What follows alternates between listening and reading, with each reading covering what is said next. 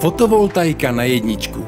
Právě ty. Ušetříme až polovinu nákladu. Instalaci udělali precizně, jo, je na ně spolehnutí.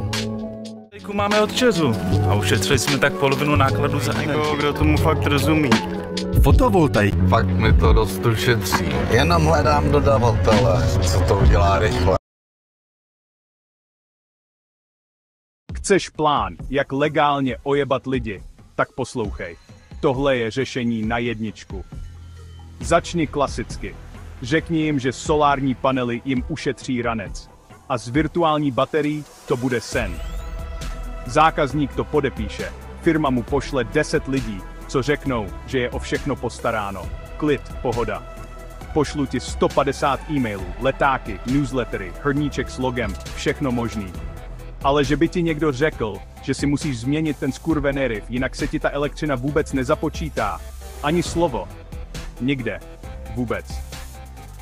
Po roce zjistíš, že ti to sice vyrábí, ale nikde nic. A že to není chyba? No. Prej jsi nezměnil tarif. Tak smůla. A teď přijde ta jejich slavná virtuální baterie. Vypadá to hezky. Máš pocit, že to funguje. Ale při posílání do sítě platíš distribuci. A když si to bereš zpět, platíš znovu. Prostě dvakrát. Za svoje. Tak si řekneš, koupím si normální baterii. Ale ouha, můžeš jen jejich. Jinak přijdeš o záruku. A stojí 130 táců.